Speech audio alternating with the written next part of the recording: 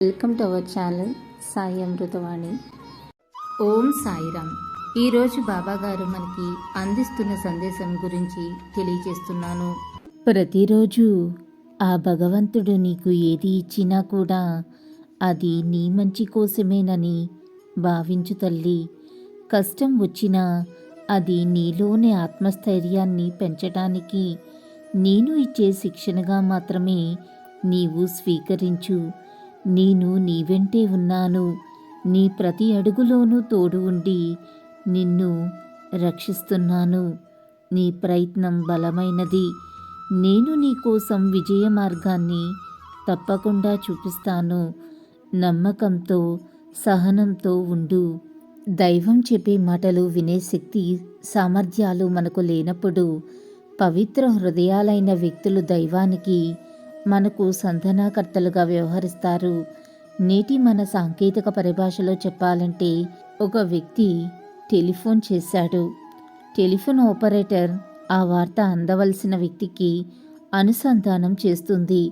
ఆ అవతలి వ్యక్తి టెలిఫోన్ ఎత్తలేదనుకోండి, మళ్ళీ ప్రయత్నిస్తుంది. అయినా కూడా అతడు ఆ వార్త అందుకోలేదనుకోండి, అతడు తీవ్రంగా నష్టపోతాడు. ఒక్కొక్కప్పుడు కష్టాలు పాలవుతాడు. ఇదే విధంగా ఒక్కొక్కప్పుడు చిత్తశుద్ధి గల మహాత్ములు మనకు ఎలా నడుచుకోవాలో, ఎలా దైవధ్యానంలో ఉండాలో చెబుతారు. కష్టాలు తొలగించుకునే ఉపాయాలు కూడా మనకు చూపుతారు. మహాత్ములైన వారంతా దైవ సందేశం మనకు అందించే ప్రయత్నం చేస్తారు. వాళ్ళు నాకు చెప్పేదేమిటి అనటం మన మూర్ఖత్వం. ఒక మంచి మాట ఎవరైనా మాటికి చెప్పినప్పుడు ఆ మాట వారితో దైవం పలికిస్తున్నదే అని మనం అర్థం చేసుకోవాలి.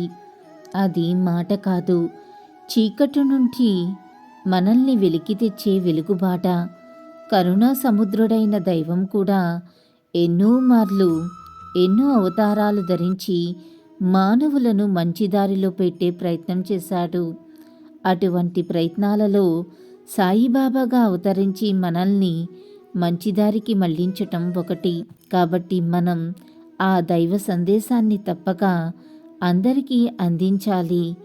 మానవులను మంచి మార్గంలో పెట్టడానికి మనం చేసే ప్రయత్నం కూడా బాబా సేవలో ఒక భాగమే. అనవసరంగా దేని గురించి కూడా దిగులు చెందకు. ఒక్కసారి గిరిగీసుకున్న నీ పరిధిని, నీ పరిస్థితులను దాటి బయట ప్రపంచాన్ని చూడు. నీకు అద్భుతం కనిపిస్తుంది.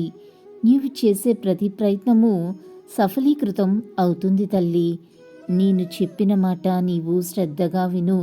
నీకు తెలియనిది, నీవు తెలుసుకోవాల్సింది ఎంతో ఉంది ఈ ప్రపంచంలో. దాన్ని నీవు తెలుసుకోవాలంటే ఒక్క అడుగు ముందుకు వేసి చూడు. నీ జీవితం, నీ సమస్య ఈ అనంత విశ్వంలో ఎంతో చిన్నది. ప్రతిరోజు రాత్రి నిద్రించే ముందు ఆ రోజు చేసిన మంచి చెడు పనులన్నీ నీవు సరిచేసుకో.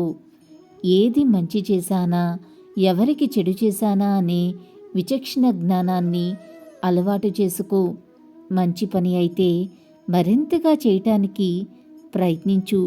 చెడు పని చేసి ఉంటే తప్పకుండా దాన్ని దూరంగా పెట్టి ముందు భగవంతునికి క్షమాపణ చెప్పి దాన్ని నీవు సరిదిద్దుకో. అప్పుడే నీ జీవితం బంగార బాటగా రూపుదిద్దుకుంటుంది.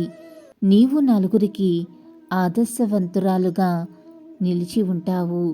నలుగురు నీ బాటలో నడవడానికి ఎంతో ఇష్టపడతారు తల్లి. లేకపోతే కష్టాలను కొని తెచ్చుకునే వాళ్ళము అవుతాము. అల్లా మాలిక్, అల్లా అచ్చా కరేగా. ఓం సాయిరామ్. ఇలాగే బాబా గారి సందేశం రోజు వినాలి అనుకుంటే మన ఛానల్ని సబ్స్క్రైబ్ చేసుకుని సపోర్ట్ చేయండి. అంతవరకు సర్వే జన సుఖినో భవంతు. Thanks for watching.